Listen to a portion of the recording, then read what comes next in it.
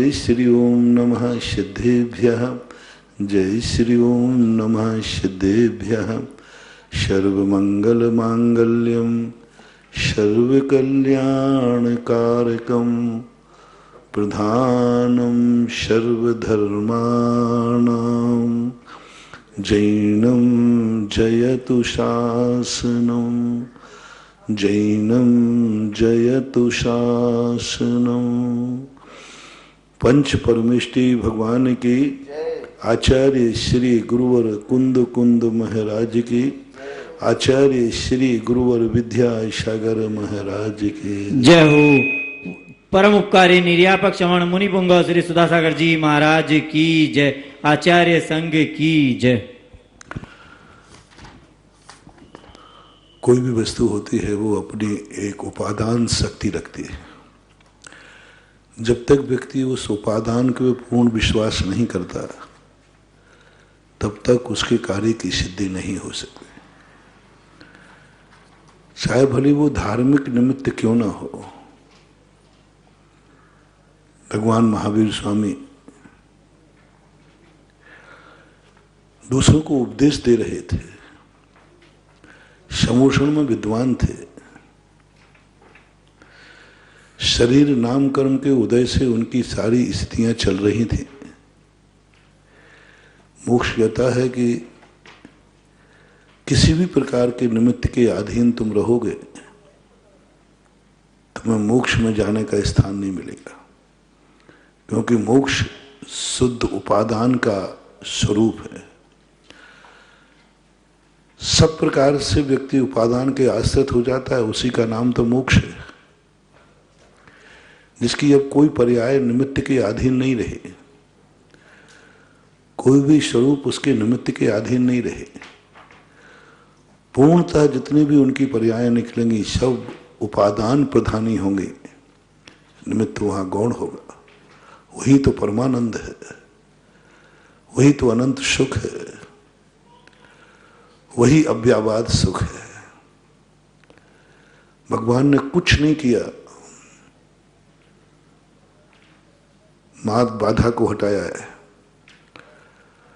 और बाधा, सबसे बड़ी बाधा है हमारी निमित्त बुद्धि। अबुद्धि पूर्वक भी यदि हम निमित्त बन रहे हैं तो भी कल्याण नहीं होगा। भगवान की धुनी सब अबुद्धि पूर्वक थी, लेकिन थी, कहने में आ रहा है, लेकिन कोई ना कोई शक्ति है जिसके अनुसार भगवान परिणमन कर रहे हैं। कहते हैं भगवान की परिणति सब सहज होती है, ये कहने में आता है। ये कहने में आता है कि उनकी परिणति सब सहज है, बुद्धिपूर्वक नहीं है, अबुद्धिपूर्वक है। कोई बुद्धि नहीं लग रही, लेकिन मुझे समझ में नहीं आता है कि बुद्धि नहीं लग रही।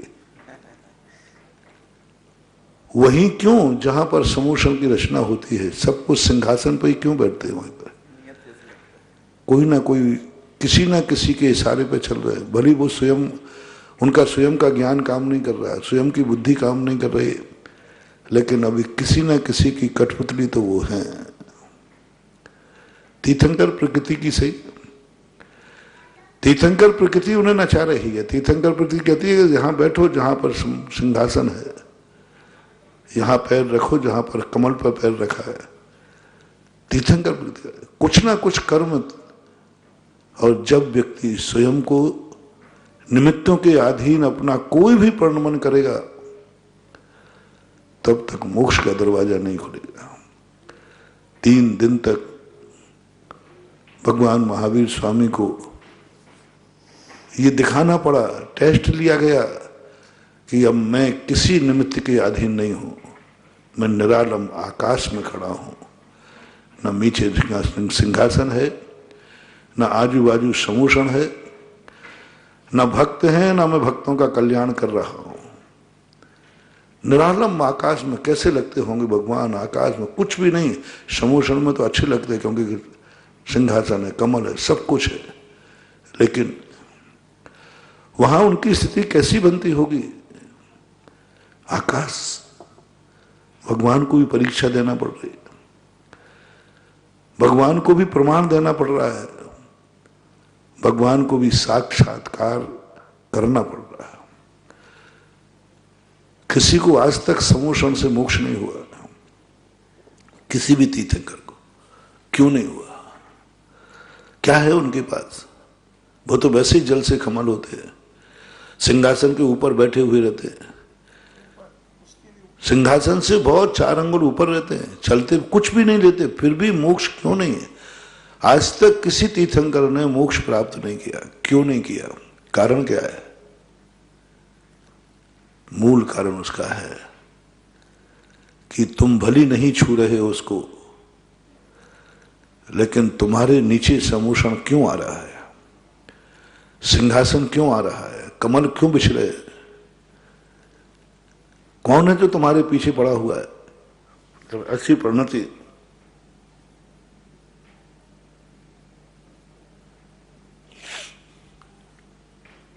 यदि सौधर्मेंद्र आदि अपने मोह और राग के वशीभूत होकर के वहां भी कमलों की रचना कर देते तो शायद मोक्ष से वंचित हो जाते। इंद्रों ने भी सोचा कि नहीं, अपन भगवान के मोक्ष में बाधक नहीं बनते। जब मोक्ष का दस्तूर है कि हमें उनको निरालंब रहना पड़ेगा, तो भगवान को आकाश में खड़े होकर के सारे देवता अवध ज्ञान से देखते रहे, कोई भी पास नहीं गया। अच्छे आदमी, अच्छे हितैषी अपने स्वार्थ सिद्धि के लिए किसी के मार्ग में बाधक नहीं बनते। सम्यक दृष्टियों का स्वभाव होता है। मेरे कमल बिछाने से भगवान मोक्ष से वंचित रहेंगे, मेरे समोषण लगाने से भगवान मोक्ष से वंचित रहेंगे, मेरे अष्टप्रातिहार्य ढोरेंगे, हम चमर ढोरेंगे तो भगवान को मोक्ष नहीं मिलेगा। मोक्ष कह देगा अभी तुम्हें चमर ढूंढ रहे हैं, अभी तुम पुण्य का भोग कर रहे हो। पुण्य का भोग भी मोक्ष के लिए बाधक है। पाप का भोग संसार बिगाड़ देता है और पुण्य का भोग परमार्थ बिगाड़ देता है, मोक्ष बिगाड़ देता है। ये दोनों कर्म हैं। पूज्यवर अमृतचंद सूरी महाराज ने पुण्य और पाप को शूद्रा के पुत्र कहा। फर्क इतना है कि एक कसाई के यहां पला है और एक अच्छे सज्जन सा पुरुष के यहां पला है, पर पलने का अंतर है। जन्म ब्रेड में कोई अंतर नहीं है, पुण्य और पाप के ब्रेड में कोई अंतर नहीं। दोनों एक मां से पैदा हुए, दोनों ने एक मां ने जन्म दिया। मां पलने का अंतर हो गया कि वो यहां पला, वो यहां पला, उसके माध्यम से पुण्य और पाप का भेद डर गया। दोनों अपने आप में एक स्वतंत्र सत्ता लिए, लेकिन शूद्रों के पुत्र होने से उनका संस्कार नहीं चला जाएगा।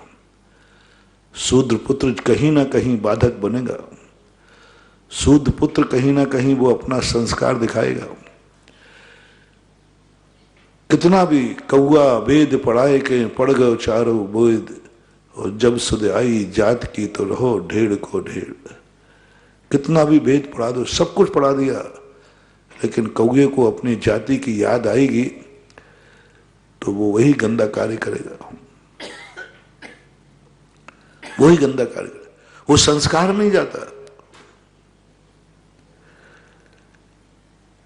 एक बार कहीं चमड़े का व्यापार करने वाले, चमड़े से आजीविका करने वाले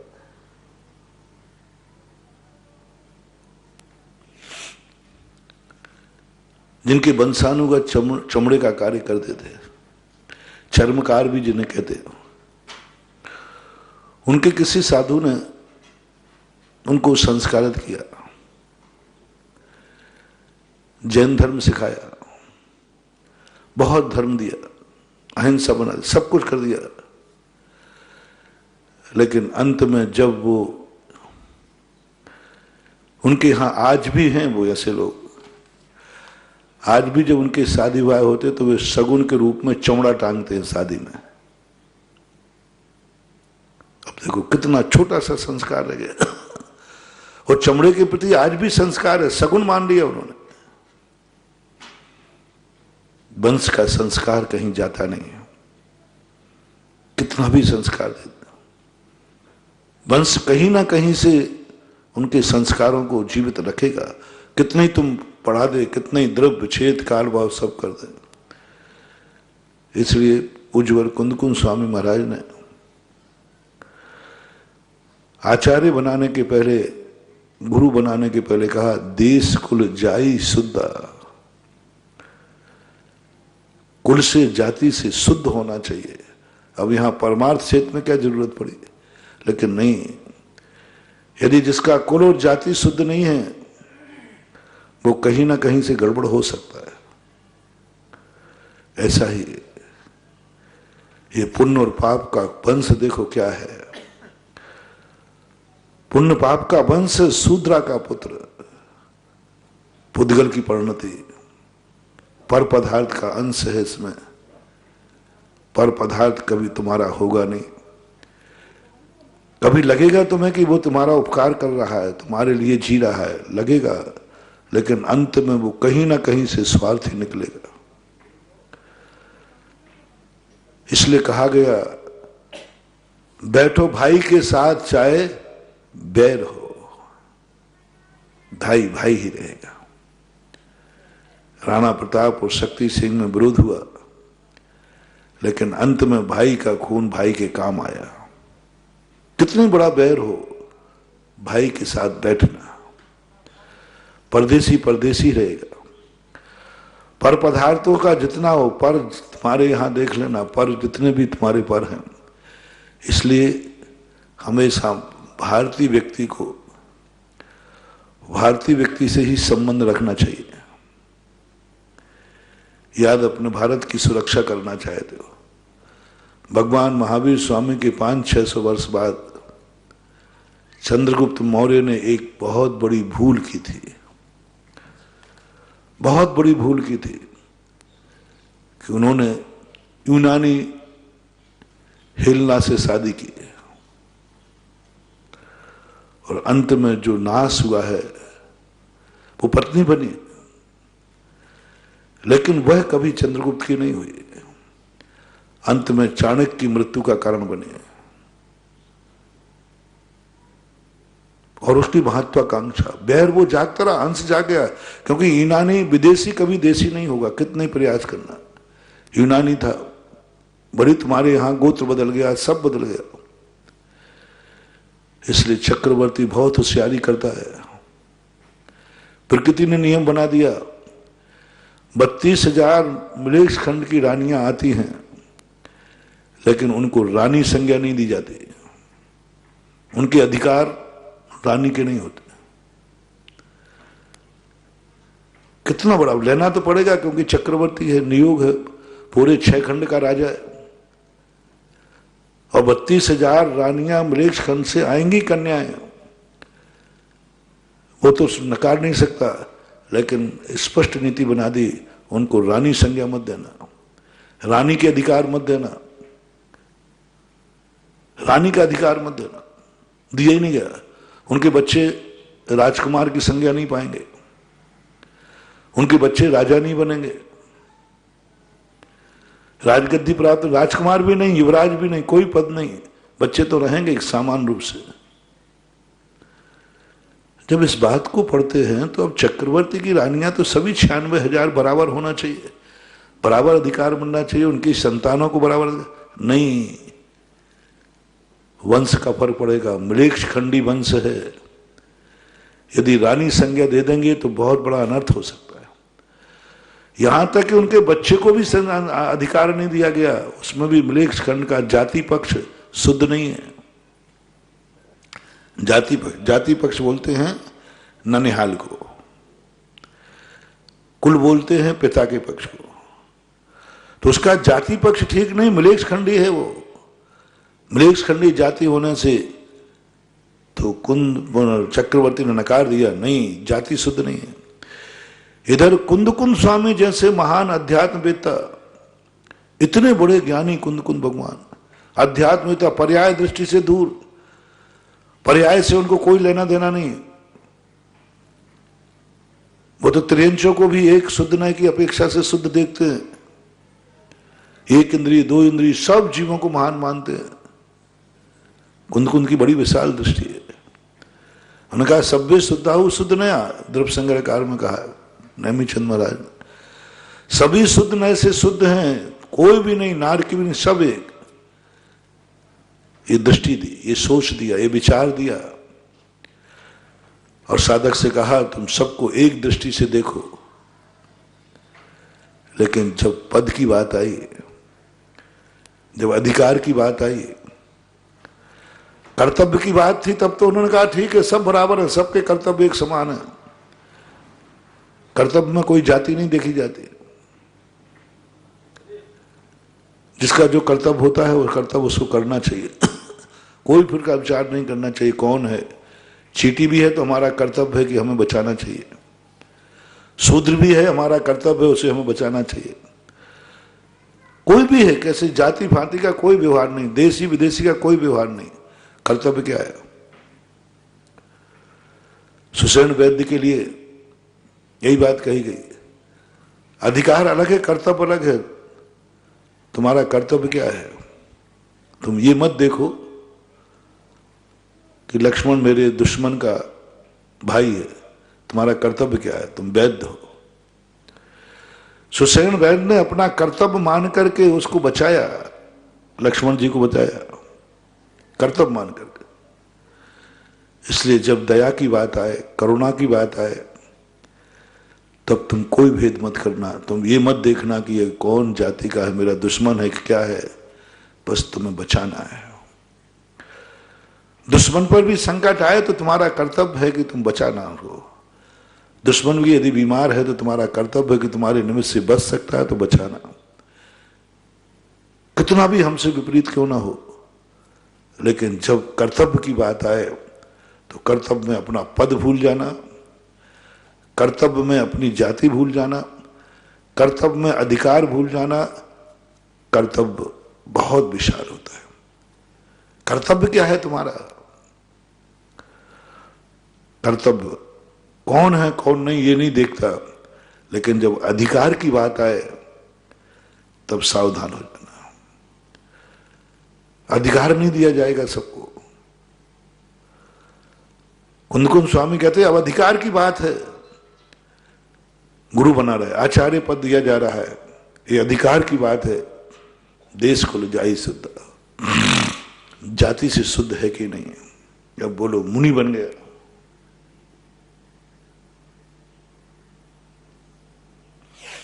मुनि बन गया, शुद्धोपयोगी मुनि बन गया। अभी भी गृहस्थ अवस्था की जाति यहां काम कर रही, बताओ क्या करे, कहां तक पंड छुड़ाए। आचार्य बनने की बात, जाति मुनि बन गया, मुनि बनने के बाद तो अब कोई जाति फाति रहती नहीं, सब शुद्ध हो जाता है, उच्चगोत्र हो जाता है। नहीं, मुनि बन सकते हो तुम। मलेच्छ खंडी मुनि बन सकता है, तीर्थंकर नहीं। मलेच्छ खंडी मुनि बन सकता है, आचार्य नहीं, उपाध्याय नहीं, मुनि बन सकता है। मुनि बनने के लिए कोई जाति नहीं चाहिए।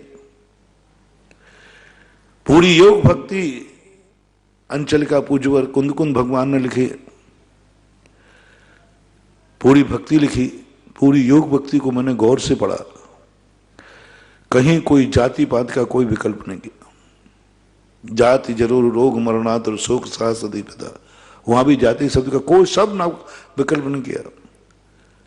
वहां साधक चाहिए, साधना चाहिए। कुंद स्वामी महाराज ने अंचलिका लिखी योग भक्ति की, अड्डाई जीव समुदेशु पन्नारस कुमसु चावण आवाद आदावण निक्षेपण आवासदान आदि सब उन्होंने वर्णन किया, लेकिन उन्होंने कहीं जाति नहीं ली योग भक्ति में। लेकिन जैसे ही आचार्य पद की बात आई तो उन्होंने कोई सारी शर्तें गौण कर दी।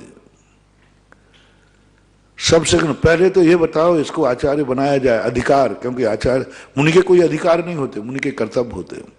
मुनि को कोई अधिकार नहीं होता, कोई अधिकार किंचित मात्र नहीं।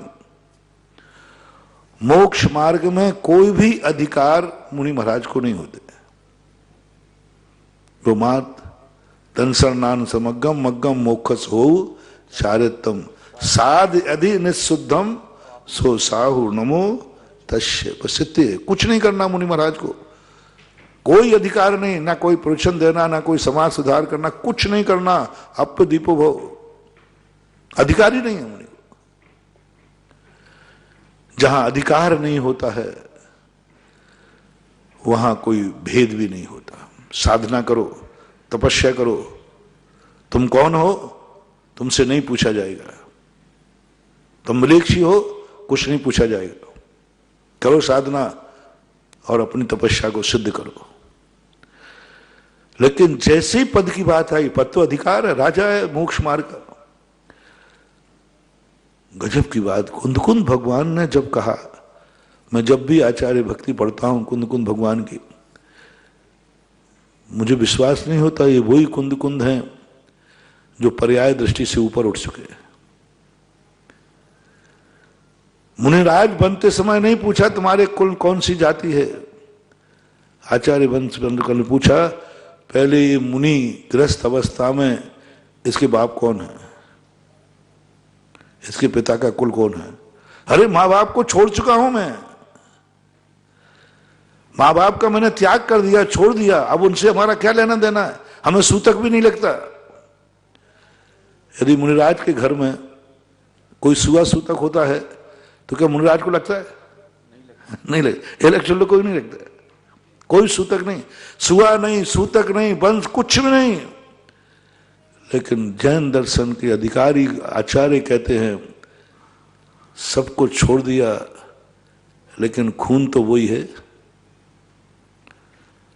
खून तो वही है ना, इसका दूध से पला हुआ दूध तो वही पिया है ना तुमने, अभी अंश तुम्हारे पास है। इसके कुल का पता करो पहले, इनके पिताजी का कुल क्या था, शुद्ध है कि अशुद्ध है। फिर दूसरा कहा इसकी मम्मी कहां की थी, इसके मां का कुल बताओ, हमें कहां ले जा रहे हैं, आचार्य बना रहे हैं कि आफत कर रहे हैं। और क्या बताओ, पुराना बही खाता खोल रहे हैं, पुराने जिनको मैंने मन से वचन से काय से सब त्याग दिया है। बोले इसकी ननिहाल पता करो क्या है, क्या है ये सिद्धांत। इन सिद्धांतों को समझने के बाद कुछ अलग लगने लग जाता है, सच्चा स्वरूप पता चल जाता है। जैन दर्शन अनेकांतवादी है। जहां जात पात से ऊपर उठता है, जहां सबसे ज्यादा जात पात का ध्यान जैन दर्शन में रखा जाता है, जहां चांडालों को भी सम्यक दर्शन करा दिया, मातंगों की भी जय जयकार करा दी, और वहीं पर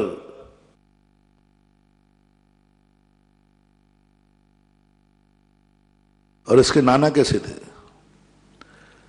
पाप तक तो ठीक थी, थोड़े से चलो पता कर लो। अब कहां ले जा रहे हैं कि इनके नाना का पता करो कैसे। मुनिराज के नाना कौन बता दो। दादा तो फिर भी यहां मना लू मैं कि चाहिए भाई ठीक है, हमारे दादा गुरु ज्ञान सागर जी हैं। मैंने कई बार सोचा कि मोक्ष मार्ग में कितने रिश्ते बन सकते हैं। तो एक भाई का बन सकता है, पिता का बन सकता है, दादा का बन सकता है, परदादा का बन सकता है। हमारे पिताजी मान लो, मतलब पिताजी हम गुरु को आचार्य जी को कह देंगे, दादा गुरु कह देंगे, दादाजी ज्ञान सागर कह देंगे, परदादा शिव सागर जी को कह देंगे, और दादा वीर सागर जी, बड़े दादा शांति सागर। यहां तो बन गया। यहां तो मैं सिद्ध कर दूंगा कि कुल का अर्थ होता है, कई लोग कहते हैं कुल का अर्थ है गुरुकुल। कुल शुद्धि का अर्थ लेना गुरु की शुद्धि। ये तो बात समझ में आ गई, ठीक है। यहां तो मैं कर दूंगा, हमारी कुंद की परंपरा है, देख लीजिए हमारे कुंद हैं सबसे बड़े कुल गुरु। और कुंद की परंपरा में आज तक कभी कोई दूषित आचार्य नहीं हो पाया। कुंद की मूल आमना आज भी वही जीवित है और शुद्ध है, वो सिद्ध हो गया। लेकिन कुंद स्वामी कहते अच्छा यहां तुम महाराजों के ऊपर आ गया, अब जाति का रिश्ता निकालो, मैं नाना किसको बनाऊं बताओ। दादा तो बन गया ज्ञान सागर जी, अब नाना किसको बनाऊं। आप लोगों के पास कोई सलाह हो तो बताएं। पीहर वाला मामला कैसे बनाए? नाना मामा, नाना किसको बनाऊं, नानी किसको बनाऊं?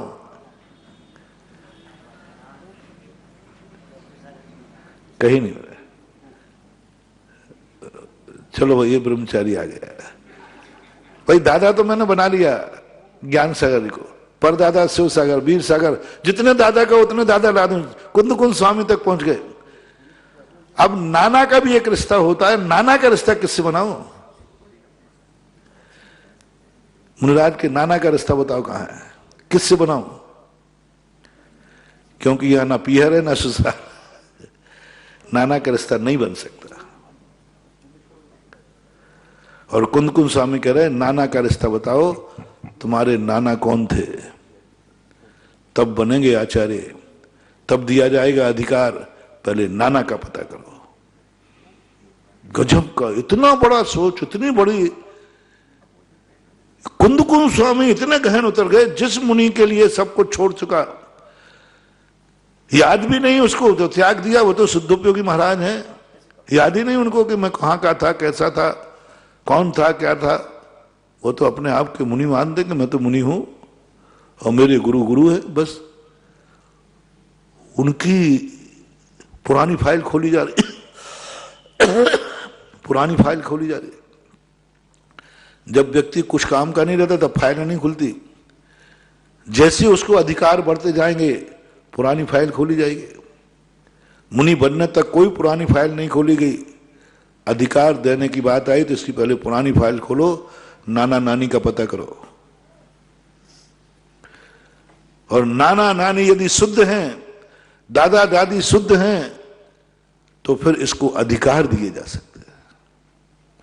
अपना मूल प्रसंग चल रहा है, हर व्यक्ति को अधिकार नहीं दिए जाते, कर्तव्य सब कर सकते हैं। इसलिए चक्रवर्ती ने अपनी रानियों को अधिकार नहीं दिए, कर्तव्य दे दिए। पति बन गया, पत्नी बना ली, आज से सब कुछ व्यवस्था है, खाने पीने में कोई कमी नहीं है, सब है, लेकिन रानी का अधिकार नहीं दिया 32,000 मृग खंडनियों को, क्योंकि इनका वंश ठीक नहीं है। गोत्र तक बदल गया उनको, गोत्र इक्ष्वाकु वंशज हो गए वो, लेकिन जाति शुद्ध नहीं हो पाई। ऐसा ही पुण्य और पाप के ऊपर उदाहरण दे रहा हूं महानुभाव। ये पुण्य पाप शूद्रा के पुत्र हैं, इनका कुल शुद्ध नहीं, इनकी जाति शुद्ध नहीं है, ये दोनों शूद्रा के पुत्र हैं।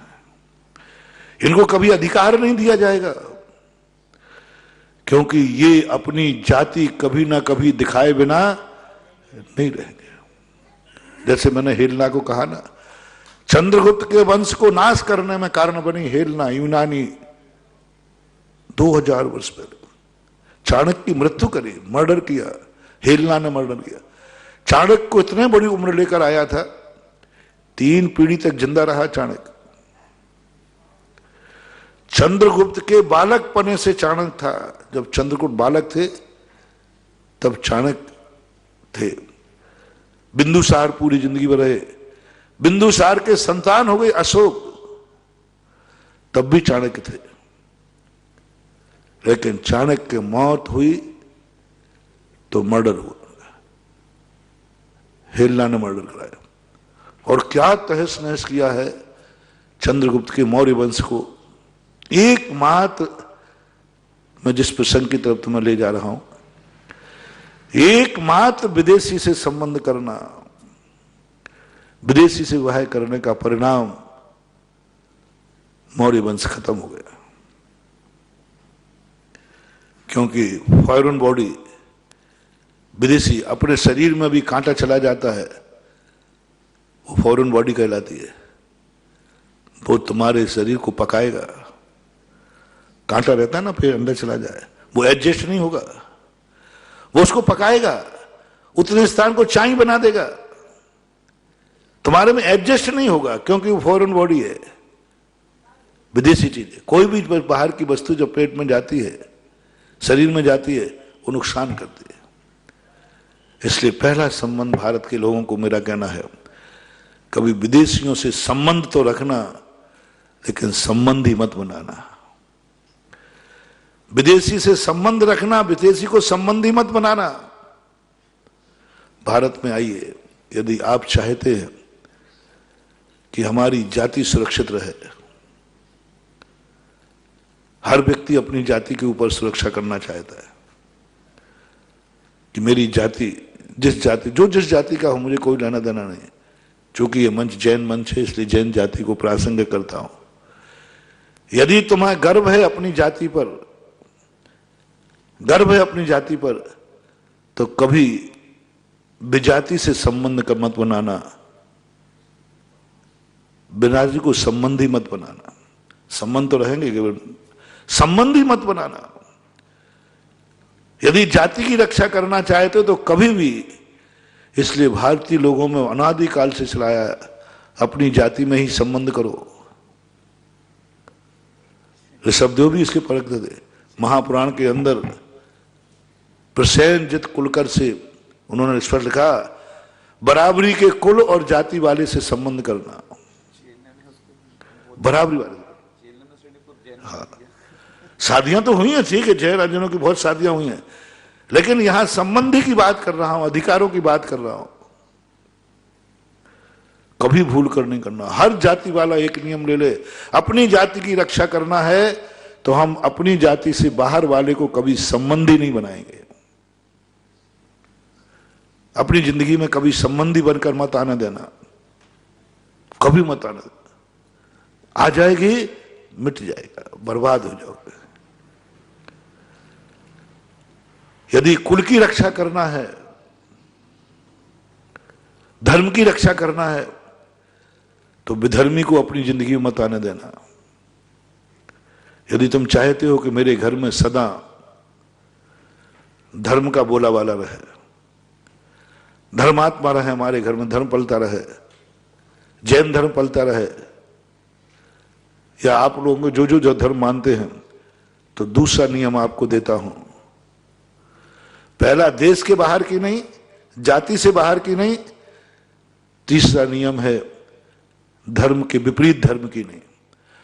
हर व्यक्ति को अपनी जिंदगी में कोई साथी बनाना है, संबंधी बनाना है, अपने एक धर्म वालों को। विधर्मी से कभी मत बनाना, कभी मत बनाना विधर्मी से। विधर्मी से संबंध बनाने का परिणाम ये निकलता है। महापट्ट देवी शांतला एक बहुत अच्छे घराने की थी, बहुत धर्मात्मा थे। 10वीं शताब्दी के लगभग 9वीं शताब्दी के बीच में हुई, जहां जैन मुनियों का सम्मान होता था। लेकिन बिट्टी देव ने एक अजैन शादी कर ली, परिणाम हुआ कि हजारों मुनियों का कत्लेआम हुआ। जिस वंश में मुनियों का हार दान होता था, एक विधर्मी आ जाएगी। विधर्मी को कभी अपनी जिंदगी में मत आने देना। छेलना की नकल मत करना। उस जैसी साहसी तुम नहीं हो, उस जैसा साहस तुम्हें नहीं है, उस जैसी शक्ति नहीं है। उसने तो क्या यातनाएं सहन की, लेकिन धर्म परिवर्तित नहीं किया। कितनी बड़ी चीज, उन्होंने अपने धर्म के लिए कितनी दृढ़ता रही। विधर्मी से संबंध बना लिया। विधर्मी से संबंध बनाने की वो औकात रख सकती है जो सामने वाले को भी अपने धर्म में शामिल कर ले। छेलना की बात कहते, तुम्हें तो अभी यही भरोसा नहीं है कि तुम्हारा, जब कोई बच्चियां नियम लेती है रात्रि भोजन का, तो कहते महाराज जी मेरा 2 साल के लिए, 3 साल के लिए, तो मैं थोड़ा सा देखता हूं, मन की बस इसको अपने पीहर पे ही विश्वास है। ये सीमा क्यों कर रही है?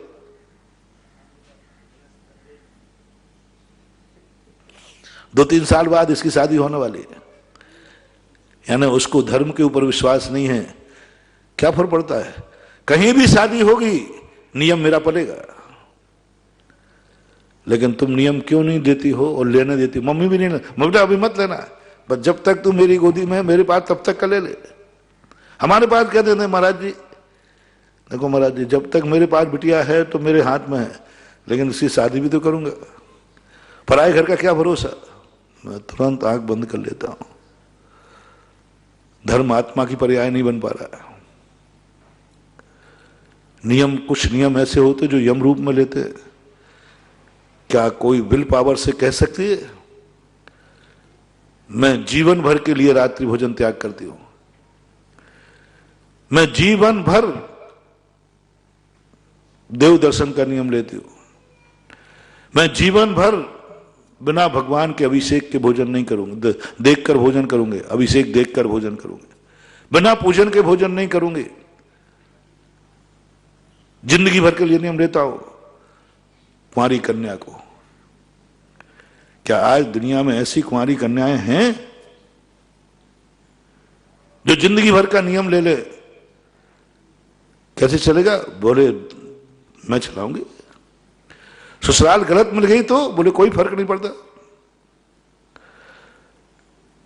वहां कष्ट होंगे तो बोले कोई फर्क नहीं पड़ता, मार डालेंगे तो बोले कोई फर्क नहीं पड़ता, महारानी चिल्लाएंगे, महलों में आग लगाई गई, क्या यातनाएं दी गई। चिल्ला ने कहा ठीक है मरूंगी लेकिन नियम नहीं टूटेगा। बंदी बनाया गया, जेल में डाला गया, आग लगाई गई, क्या ताड़नाएं दी। उन्होंने कहा नहीं कर दो, मर जाऊंगी और क्या करूं, धर्म नहीं बदलूंगी, नियम नहीं तोड़ूंगी, नियम नहीं तोड़ूंगा। ऐसी हिम्मत आज तुम्हारे पास है क्या? किसी के पास नहीं है। क्या माता पिताओं के पास हिम्मत है कि बेटी को नियम दिलाना, बेटी चिंता मत कर, मेरा दूध पिया है तूने, मेरे वंशज है, कैसा भी ससुराल होने की पहली बात तो मैं तुझे ऐसे ससुराल दिलाऊंगा ही नहीं जहां तेरे नियम नहीं पले, और मिल भी जाएगा तो मुझे बेटी तेरे पर भरोसा है, तू अपना नियम नहीं तोड़ेगी। कितनी माताओं को अपनी बेटी पर विश्वास है कि जो नियम आज लिए हैं ये ससुराल में भी पालेगी, मर सकती है लेकिन नियम नहीं तोड़ेगी। कितने माता पिता मानो ऐसे जो बेटी के संबंध में ये कह सकेंगे ये मर सकती है लेकिन नियम नहीं तोड़ेगी? एक आध % मिल जाएंगे माता पिता, मिल जाएंगे। कितनी बिटियां हैं जो कहते हैं हम मर सकते हैं लेकिन नियम नहीं तोड़ेंगे, नियम दो मुझे जीवन भर का। कुंवारी कन्याओं के ऐसे नियम भरे पड़े। ऐसा जब तुम्हारा दृढ़ संकल्प हो जाता है तब आप चेलना की बात करो, तब चेलना की बात, अन्यथा ऐसी बात मत करो महानुभाव, नहीं कर पाओगे। माता पिता भी सोचे और बच्चों को भी सोचना है, नहीं विधर्मी मेरी जिंदगी में नहीं आएगा, मेरे घर में विधर्मी नहीं आएगा। हर धर्म वालों से मेरा कहना है चलो कोई बात नहीं, चाहे हिंदू हो, चाहे मुसलमान हो, चाहे सिख हो, चाहे ईसाई हो, चाहे जैन हो, यदि आप अपने धर्म के प्रति अनुराग हैं, आपका धर्म कह रहा हूं, मेरे कोई मतलब नहीं है, आप यदि सिख हैं, आप ईसाई हैं, आप मुसलमान हैं, आप हिंदू हैं, आप पारसी, जो कुछ भी आप धर्म मानते हैं, यदि आप अपने धर्म को अच्छा मानते हैं, यदि आप अपने धर्म के प्रति वफादार हैं, आप अपने धर्म के प्रति बहुत संकल्पबद्ध हैं, तो भारत के हर संप्रदाय वाले से मेरा कहना है अपने घर में किसी दूसरे धर्म वाले को प्रवेश मत होने देना, कभी प्रवेश मत होना, चाहे कोई भी हो। मैं अभी जैन की बात नहीं कर रहा हूं। मुसलमान यदि अपने मुसलमान धर्म को चाहता है तो मेरा मुसलमानों से भी कहना है कि आप बहुत बड़ी भूल कर रहे हो, लव जिहाद छेड़ करके, लव जिहाद छेड़ करके दूसरे धर्म वाली कन्याओं को अपहरण करके मुसलमान बनाने की सोच रहे हो। आप खुद अपने पैर पर कुल्हाड़ी पटक रहे हो। यदि मुसलमान को मुसलमान धर्म जिंदा रखना है तो एक ही बात का नारा लगाएं, अदर मुसलमान से कोई शादी नहीं करेगा, अदर मुसलमान की कोई कन्या घर में नहीं आएगी, मुसलमान मुसलमान से ही शादी करेगा, और जो 7 पीढ़ी से मुसलमान है। ये आपके हित में बोल रहा हूं, आपके हित में बोल रहा हूं। आपका मुसलमान जाति धर्म सुरक्षित रहेगा। सिखों से बोलता हूं, यदि आपको अपने गुरुद्वारे पर विश्वास है, अच्छा है, तो एक नियम सारी सिख समाज लेवे कि हमारे घर में बेटा बिटिया सिख समाज में ही जाएगी, और बेटी बहू आएगी सिख समाज से आएगी। अपने जाति के बाहर ना तो संबंध करना, ना बेटी को भेजना, ना बेटे की बहू बनाना, कुछ भी हो जाए कुंवारा रख लेना। यदि आप अपने सिख धर्म की रक्षा करना चाहते हैं तो यदि दूसरे धर्म वाली आएगी, एक ना एक दिन वो उसका संस्कार जागेगा और तुम्हारे धर्म को मिटा देगी। हिंदुओं से मेरा कहना है, ब्राह्मणों सबसे मेरा कहना, ब्राह्मणों से, क्षत्रियों से, विधर्मी को, विजाति को मत लाना। ब्राह्मण धर्म को यदि अपनी जाति प्रिय है तो नियम करें कि मेरी बेटा बिटिया ब्राह्मण में जाएंगे, नाई को है तो नाई को, जो जिस जाति का है, जो धर्म का है, सबके लिए मैं खुला संदेश दे रहा हूं, खुली करुणा कर रहा हूं। आपकी जाति, आपके धर्म की रक्षा के लिए मैं सूत्र दे रहा हूं। ये भारतीय संस्कृति है। एक नियम नहीं तोड़ना हर जाति वाले को कि मैं अपने घर में अपना जो हमारे कुल का धर्म है, इस धर्म के विधर्मी को और अपनी जाति के विपरीत व्यक्ति को अपने घर में प्रवेश नहीं कर दें। यदि ये तुमने नियम ले लिया, जाओ, कभी तुम्हारी जाति, तुम्हारा धर्म कभी संकट में नहीं आएगा, कभी संकट में। मैंने एक दिन तुम्हें संस्मरण सुनाया था, एक झाड़ू लगाने वाले मेहतर का। प्रतिदिन वो मेरे दर्शन करता था, शौच को जाता था, मिल जाता था। एक दिन चूल्हा वगैरह गए शौच के लिए, तो हम खड़े थे, उससे हमने पूछ लिया, मैंने कि भाई तुम्हारे यहाँ बेटा बिटिया है क्या? बोले महाराज बिटिया भी है, बेटा भी है। मैंने कहा मैं एक बात पूछूं आपसे, मैंने सोचा कि ओरिजिनल भारतीय है कि नहीं, ओरिजिनल आज कलयुग में भी संस्कार हैं कि नहीं। आप अपनी बेटी की शादी कौन सी जाति में करना पसंद करेंगे और बेटी की बहू कौन सी जाति की लाना पसंद करेंगे? एकदम बहुत सावधान हो गया। मैंने कहा ये स्पष्ट कहेगा बाबा जी आपकी जाति की मिल जाए तो अच्छा है ना, जैन जाति की। मैं घबरा गया। मैंने कहीं ये ना कह दे ये कि महाराज जी मेरे घर में बेटी आए तो जैनियों में जाए, बहू आए तो जैनी, कह सकता था। एकदम मैंने एक कह दिया तो उसने एक ही बात कहा, गुरु जी यदि आप आशीर्वाद ही दे रहे हैं तो मुझे एक आशीर्वाद दो, मेरी बेटी की जाति मेरी जाति में हो, मेरे घर में बहू आए मेरी जाति की आए। इतना आनंद आया, इतना आनंद आया। मैंने कि अभी भारत देश की संस्कृति जीवित रहेगी। अभी भारत देश का ये पंचम काल का अंत नहीं आया है, शुरुआत है। एक मेहतर जाति अपनी बेटी को अपनी जाति से बाहर नहीं देना चाहता, जाति से बाहर की बहू नहीं लाना चाहता है। यह है भारत देश, यह है भारत की संस्कृति, यह है भारत के आदर्श। विदेश में और भारत में यही तो अंतर है। विदेशों में यह सब नहीं पूछा जाता, ये नहीं जाना जाता, ये भावनाएं नहीं की जाती। विदेशों में देखा जाता है पैसा वाला कौन है, शक्तिशाली कौन है। विदेशी लोग कुछ नहीं देखते, अपने बेटा बेटी शादी से संबंधी को पैसा वाला देखते, बड़ा देखते हैं, सुखी कहां रहेगी, धन दौलत कहां है। ये संस्कार भारत में भी आ रहे हैं। आजकल भारत के लोग भी ये करने लगे, बस मिटेंगे। लेकिन वो भारत का संस्कृति जो एक मेहतर है, झाड़ू लगाने वाला है, लेकिन अपनी जाति की रक्षा करने के लिए कहता है नहीं, मेरी बेटी जाएगी तो मेरी जाति में जाएगी। मुझे बहुत गर्व हुआ। एक उदाहरण देकर के मैं तो हर व्यक्ति से, नाई जाति से यदि तुझे प्रेम है तो अपनी बेटी को नाई जाति में भेजो और बहू नाई जाति की लाओ, गुजर की लावे, मीणा की लावे। जितनी जातियां हैं, आजकल तो चुनाव में जातिवाद बहुत चलता है। अरे चुनाव में जातिवाद मत चलाओ, अपने बेटा बेटियों की शादियों में जातिवाद चलाओ। चुनाव में जातिवाद चल रहा है, हमारी जाति का व्यक्ति खड़ा है, अरे वहां तो कोई फर्क नहीं पड़ने वाला। आज भारत देश में सबसे ज्यादा जातिवाद पर चुनाव होते हैं। वो तो छोड़ो, वो तुम्हारी मर्जी पे छोड़ता हूं। मेरी मर्जी से एक बात करो, जब बेटा बिटिया की शादी करो, संबंधी बनाओ, तब जाति का ध्यान रखना, धर्म का ध्यान रखना। जैनियों से भी मैं एक आदेश, टैग टू ऑर्डर कहना चाहता हूं। आपके कुल, यदि आपको जैन जाति से प्रेम है, जैन धर्म से प्रेम है, गुरु से प्रेम है, भगवान से प्रेम है, जिनेन देव से, तो आप एक ही नियम लेना, मेरे घर से बेटी जाएगी तो जैन जाति में जाएगी, मेरे घर में बहू आएगी तो जैन जाति की आएगी, बस। और तुमसे कुछ नहीं चाहता हूं,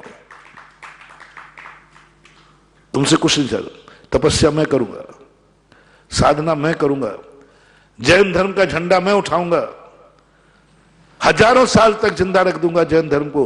मात्र एक नियम लेना है जैनियों को, बस। कोई नियम नहीं दे रहा मैं, कोई नियम नहीं दे रहा, तुम कोई एक भी नियम मत लेना।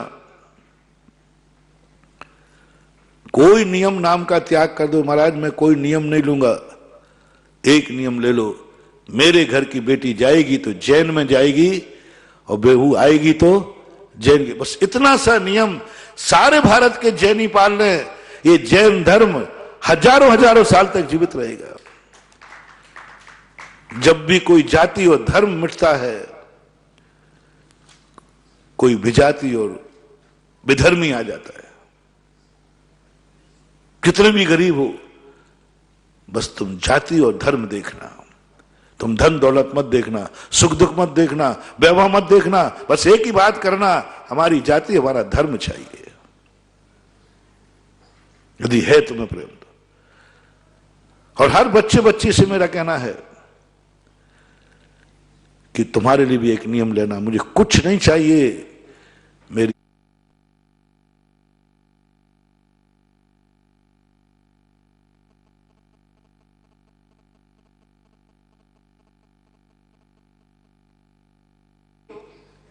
क्योंकि विधर्मी को परिवर्तन करने की ताकत मेरे में, विधर्मी के साथ मेरे, और आ भी जाएगा तो अधिकार नहीं मिलेगा। बन जाएगी तुम्हारी पत्नी, बन जाएगी तुम्हारी बहू, बन चली जाएगी, लेकिन अधिकार नहीं मिलेगा वहां पर। जाति की शुद्धि चाहिए, जिस बात को मैं चर्चा कर रहा हूं। आप लोगों के लिए सवाल संबंध का नहीं होता है, आगे संतान पीढ़ी दर पीढ़ी सब कुछ बदल जाता है। तुम जिस धर्म में गए वही धर्म पीढ़ी दर पीढ़ी, कितने संतान चली गई। यदि कोई जिनेन देव का भक्त है, यदि तुम्हें अभिषेक पूजन से भक्त है, नियम है, तो नियम ले लेना, मैं शादी उसी से करूंगी, उसी घर में जाएगा जिस घर के लोग प्रतिदिन अभिषेक पूजन करते हो। अपना ग्रुप बनाओ, अपनी जाति बनाओ। जाति का अर्थ कुछ नहीं बंधु, एक आचार विचार के समूह का नाम जाति है। एक आचार विचार का एक लक्षण जिनमें पाया जाए। तुमने जिंदगी भर अभिषेक पूजन किया और बेटी को ऐसे परिवार में ढकेल दिया जहां अभिषेक पूजन नहीं होता है, जहां कोई अभिषेक पूजन ही नहीं करता है। क्या है मतलब तुम्हारे अभिषेक पूजन करने से? अपनी संतान को भी इतने दे जाओ कि मैं जिंदगी भर अभिषेक पूजन करता हूं, मेरी बेटी उसी परिवार में जाएगा जिस घर का पुरुष अभिषेक पूजन करता होगा, क्योंकि मुझे अभिषेक से मेरा कुंवर साहब वही बनेगा। कोई शर्त नहीं है, गए धन की नहीं, दौलत की नहीं, दहेज की नहीं। मैंने अपनी बेटी को प्रतिदिन गंदोदक लाके दिया।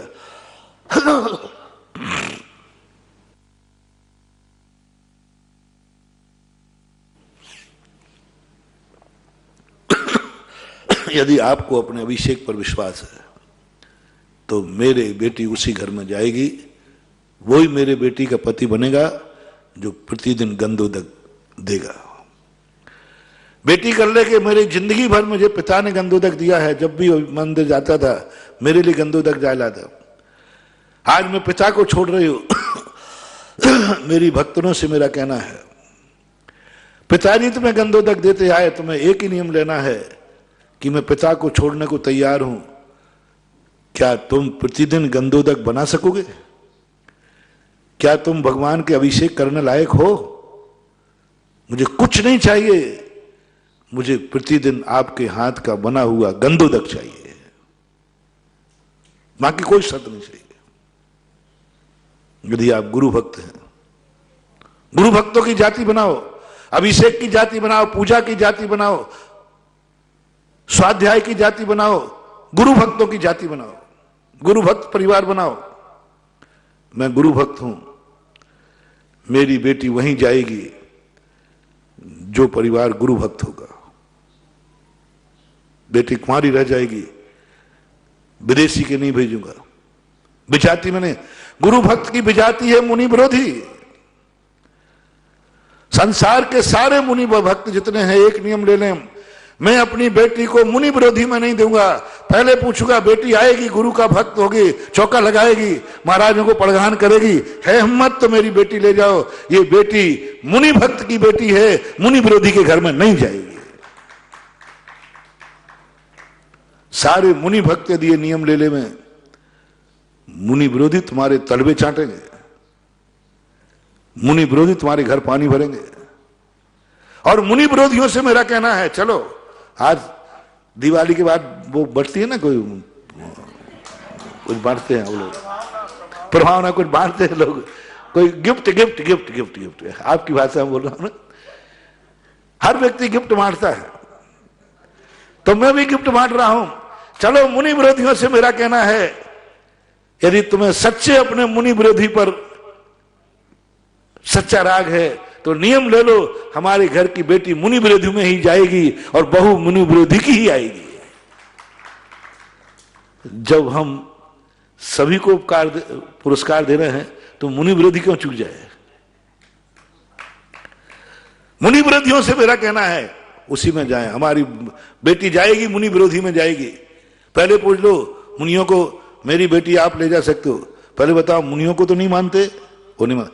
मुनियों की बुराई करते हो कि नहीं? खूब जम के करते हैं। मुनि को गालियां देते हो? खूब जम के देता हूं। मुनि को फूटी आंख से तो नहीं देखते? बोले नहीं देखते। तो मुनि विरोधी उसको बेटी दे देना, तुम्हारी परंपरा जीवित रह जाएगी। और बहू लाओ तो मुनि विरोधी की लाना। पहले पूछ लेना कि मेरे घर में मुनियों को गालियां दी जाती हैं, मुनियों की बुराई की जाती है, मेरे घर की बहू वही बनेगी जो मुनि विरोधी होगी। चलो अब तो मुनि विरोधी को निपटा दिया, अब मैं अपने मुनि भक्तों को निपटा लूं।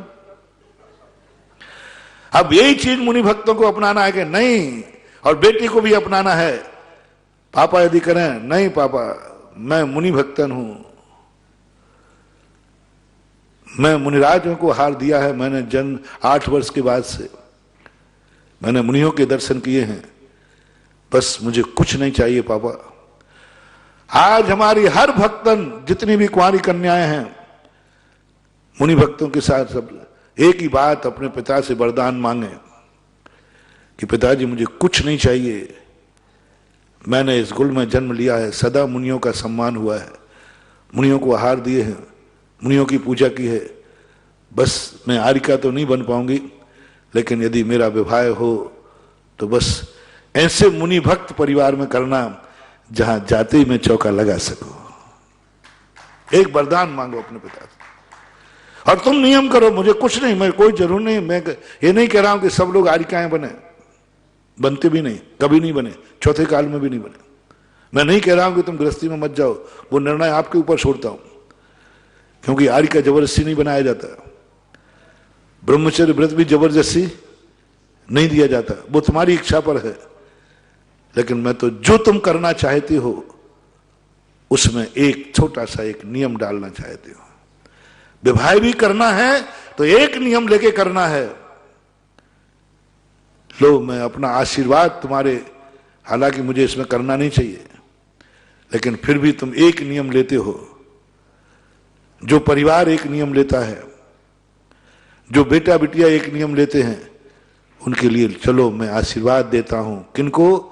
जो एक नियम ले ले कि मैं यदि शादी करूंगी तो जैन से और जैन धर्मी से, और दिगंबर है तो दिगंबर, वो तो जैन धर्म अपना है, दिगंबर जैन धर्म है मेरा, मैं दिगंबर जैन से करूंगी, नहीं तो कुंवारी रह जाऊंगी।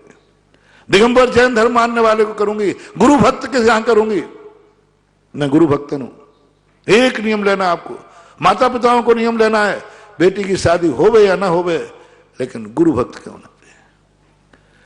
अभी एक घटना ऐसी यहां घटी थी, इसी लॉकडाउन के समय शुरू शुरुआत करना। एक की यहां बिजोलिया शादी होने वाले थे, नाम मत पूछना। उसने एक ही शर्त रखी, बहुत अच्छा लगा मुझे, मैं मुनि भक्तन हूं। पिताजी ने भी कहा मेरी बेटी ने सदा मुनियों की सेवा की है, हम वंशानुगत मुनि हैं। उनको बेटी बहुत पसंद थी।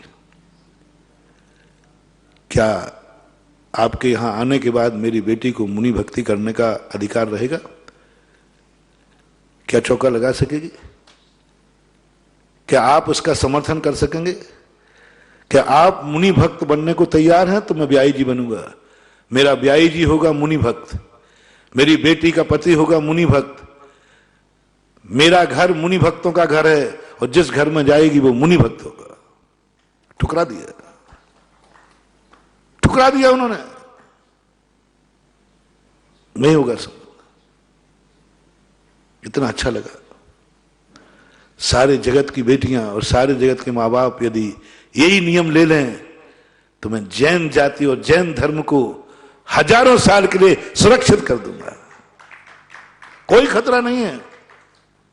सबसे ज्यादा खतरनाक होती है धर्म और जाति का सबसे खतरनाक डेंजर केस है जब बेटी विजाति में जाती है, विधर्मी में जाती है। सबसे ज्यादा खतरनाक है जब घर में विजाति और विधर्मी बहू आती है। बस ये है सबसे खतरनाक। कोई यदि आचरण से भ्रष्ट हो रहा है कोई फर्क नहीं पड़ता, सुधर जाएगा।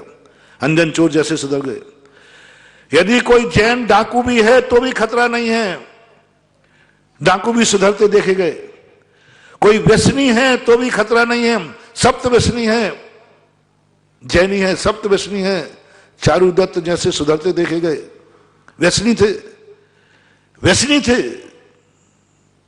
लेकिन सुधर गए। कितना ही बड़ा पापी है, सुधरने का गुंजाइश है। सिद्धंती चरित्र भट्टा चारित्र्य क्रिया से भ्रष्ट है, लेकिन एक बार विजाति खून आ गया, विधर्मी खून आ गया तो ये वंश तू वंश पीढ़ी दर पीढ़ी बिगाड़ देगा। फिर सुधरने की कोई गुंजाइश नहीं। फिर तो कहीं ना कहीं एक बार एक पीढ़ी सही चल जाएगी, दूसरी तीसरी चौथी, कहीं ना कहीं वो कौआ अपनी जाति याद करेगा और वेदों को रखेगा ताक पर। वही कहा था ना मैंने, कौआ वेद पढ़ाए के पढ़ गए चारों वेद, और जब सुधाई जात की तो रहो ढेड़ को ढेड़। कभी ना कभी होगा, अभी नहीं होगा, आगे होगा, एक पीढ़ी दो पीढ़ी बाद होगा, लेकिन वो बंडा भोर होगा क्योंकि तुम्हारे घर में विजाति और विधर्मी बहू आई है। तुम्हारी बेटी का पति विधर्मी और विजाति है। महानुभाव, बहुत बड़ी पुरस्कार दे रहा हूं मैं आज। ये दिवाली की सौगात मानना। जिस घर में ये हो जाएगा उस घर में जैन जाति और जैन धर्म का झंडा ऊंचा करने का पुण्य इतना लगेगा कि वो जब तक उसके वंश में जैन धर्म पलता रहेगा वो जैन कुल में जन्म लेता रहेगा। लो पुरस्कार, बहुत बड़ा पुरस्कार दे रहा हूं, गारंटेड। यदि तुमने ये नियम ले लिया, इसका फल क्या होगा? बेटा बिटिया ने नियम लिया, महाराज जी मैं शादी करूंगा तो जैन कुल में, दिगंबर जैन में, मुनि भक्त। मां बाप ने भी नियम ले लिया, बेटा बेटी की शादी होगी तो जैन कुल में एक आचार एक विचार हो। इससे गारंटी दे रहा हूं मैं, तुम्हारा अगला भाव जब भी तुम मनुष्य बनोगे जैन कुल में जन्मोगे, क्योंकि तुमने जिंदगी भर एक नियम पाला है। नियम कर कितना सरल है, इससे सरल और क्या बताओ? क्योंकि तुमने जैन जाति का इतना सम्मान किया कि बिना शादी के रह जाऊंगी लेकिन जैन से शादी करूंगी। जैन धर्म को मानने वाले से बिना कुंवारा रह जाऊंगा लेकिन बहू घर में आएगी तो जैन और जैन धर्मी आएगी। बहुत बड़ी चीज बंधुओं, इससे बड़ा और क्या नियम होगा? और गुरु भक्त के लिए नियम कर लो। जिस घर में गुरु भक्त नहीं उस घर में बेटी मत ढकेलना। जिस घर में यदि तुमने ऐसे घर में बेटी दे दी, कर्म ने दिया था बेटी को जन्म मुनि भक्त में और 25 साल उसने मुनि भक्ति की, और तुमने एक पैसों के लोभ में अच्छे देख करके मुनि विरोधी के घर में दे दिया, 100 वर्षों तक मुनियों का दर्शन करने को तरसोगे। एक पाप तुमने किया है, बेटी को तुमने ऐसे घर में डाल दिया है जहां मुनि विरोधी है। हे मुनि भक्तों से मेरा कहना है, बेटी कुंवारी रह जाए तो रह जाना ना, कभी मुनि विरोधी जैनी भी हो लेकिन मुनि विरोधी है तो उस घर में कभी बेटी को मत देना। गुरु भक्तों से मेरा कहना है, कभी मुनि विरोधी की बेटी घर में मत लाना, मत लाना। बिना बहू के रह जाना, मांग चलेगा वंश तो मत चलने दो, एक ही वंश खत्म होगा। लेकिन मुनि विरोधी की यदि तुम्हारे घर में आ गई, मैंने देखा है जिन घरों में मुनि विरोधियों की बहुएं आई हैं वे घर बर्बाद हो गए, जिनके यहां चौके लगते थे। तुम्हारे राजस्थान की बात कर रहा हूं, राजस्थान की बात कर रहा हूं। ऐसे परिवार हैं जिनके घर में मैंने खुद हार किया है, मुनि भक्त थे लेकिन एक बहू मुनि विरोधियों की आ गई, सारे घर को तहस नहस कर दिया। आज वो वंश मुनियों के प्रति घृणा से भर गया। रोते हैं कई लोग उनके, महाराज जी ये क्या हो गया मेरे वंश में। उनके रिश्तेदार रोते हैं, उनके रिश्तेदार रोते हैं कि महाराज जैसे वंश में देखो, आपको खुद मालूम है मुनि भक्ता। इसलिए मेरा कहना है मुनि भक्ति तुम करना या नहीं करना, मुनि की तुम और कोई साधना करना नहीं करना, हर मुनि भक्त के लिए एक ही नियम देता हूं, अपने घर में मुनि विरोधी बहू नहीं लाना। और मुनि भक्त ने कंजाइस्ट से शादी करे, खुल्लम खुल्ला करो ना सीधे। मैं कहां का मना कर रहा हूं, मैं तो सबका मुंह होके कर रहा हूं। कंजाइस्ट को यदि अपने कानजी पर विश्वास है तो अपनी बेटा बेटियों को कंजाइस्ट को दे, मुनि भक्तों को ना देवे। और विद्यासागर सुधासागर के भक्तों से मेरा कहना है, यदि तुम्हें अपने गुरु पर विश्वास है तो अपने गुरु भक्तों को बेटी देना और गुरु भक्त की बेटी लेना। यही तुम्हारा मेरे ऊपर उपकार है, यही मेरी गुरु दक्षिणा है। मैं तुम्हारा गुरु हूं तो मैं तुमसे गुरु दक्षिणा में यही चीज मांगता हूं। ये यदि कर लिया, समय आपका हो गया। इसलिए अभी आपका अपने पुण्य पाप से चले थे, विदेशी चीज है, कहां से विषय कहा, लेकिन बहुत अच्छा हुआ। यदि ये पल जाता है तो ये सब हो जाएंगे। पुण्य और पाप की चर्चा अपन चल रहे थे, फिर देखेंगे कभी करेंगे। आज इतने कह के महावीर भगवान की।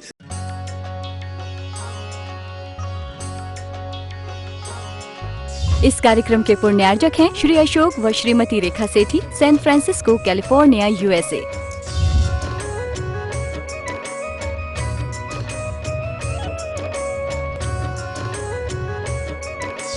पुत्र व पुत्रवधू श्री हिमांशु सेठी व Shrimati Alka Sethi, San Francisco, California, USA. Shri Sudhanshu Sethi व Shrimati Rinki Sethi, San Francisco, California, USA. पौत्र व पौत्री श्रेय सेठी व Riya Sethi, San Francisco, California, USA. आदरणीय पिताजी व माताजी स्वर्गीय श्री आत्म प्रकाश जी सेठी व स्वर्गीय श्रीमती मान कंवर जी सेठी, अजमेर निवासी की पुण्य स्मृति में। आदरणीय ससुर जी व सासू जी स्वर्गीय श्री कल्याण मल जी गोधा व स्वर्गीय श्रीमती माणक बाई जी गोधा, इंदौर निवासी की पुण्य स्मृति में। सलहज व साढ़ू स्वर्गीय श्री चांदमल जी पाटनी व स्वर्गीय श्रीमती कमला देवी पाटनी, इंदौर, मध्य प्रदेश। स्वर्गीय श्री राजेंद्र जी गोधा व श्रीमती सुभद्रा गोधा, इंदौर, मध्य प्रदेश। साले साहब व सलहज श्री नरेंद्र गोधा व श्रीमती आशा गोधा, इंदौर, मध्य प्रदेश। भाई व भाभी श्री अरविंद सेठी व श्रीमती कुसुम सेठी, मुंबई, महाराष्ट्र। श्री आलोक सेठी व श्रीमती अलका सेठी, सीकर, राजस्थान। श्री अजय सेठी व श्रीमती मीना सेठी, जयपुर, राजस्थान। एवं समस्त सेठी परिवार, सैन फ्रांसिस्को, कैलिफोर्निया, यूएसए।